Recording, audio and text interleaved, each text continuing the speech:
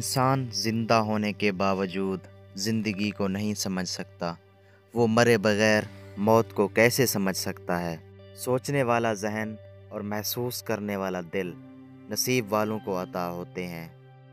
وہ علم جو کتاب میں نہیں، وہ صرف جنون سے ملتا ہے، نظر سے ملتا ہے، نصیب سے ملتا ہے۔ یہ عین ممکن ہے کہ آدمی کے پاس مال نہ ہو اور وہ خوشحال ہو، یہ بھی ممکن ہے کہ اس کے پاس مال ہو اور وہ بدحال ہو۔ اگر کسی کے دل کی خوشی آپ سے وابستہ ہے تو آپ کا وجود قابل رشک ہے۔ یہ دعا ضرور کیا کرو کہ یا اللہ ہمیں ایسی زندگی دے جس پر ہم بھی راضی رہیں اور تو بھی راضی رہے۔ اگر فطرت سے آشنائی ہو جائے تو دنیا میں کوئی کسی کا گلہ نہ کرے۔ محبت مصطفیٰ کے بنا بندہ کہیں بھی پہنچ جائے، اللہ تک نہیں پہنچ سکتا۔ فقیری یہ ہے کہ آپ زمین کے اوپر کا کردار اور زمین کے اندر جانے کے بعد کا کردار برابر کریں۔ مغفرت کمائی نہیں جاتی، مغفرت مانگی جاتی ہے۔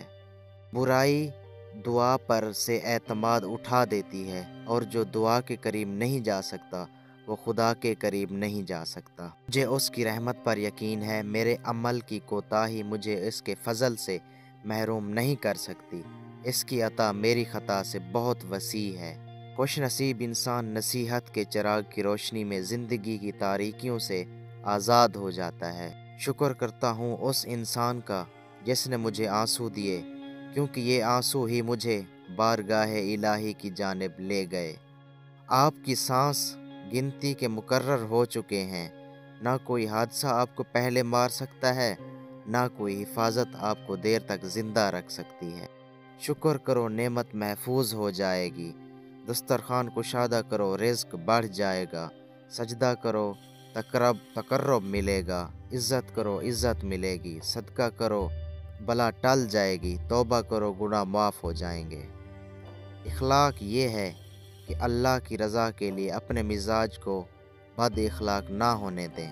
دوسرے انسانوں کے نصیب سے مقابلہ نہیں کرنا چاہیے۔ جو ذرا جس جگہ ہیں وہی آفتاب ہے۔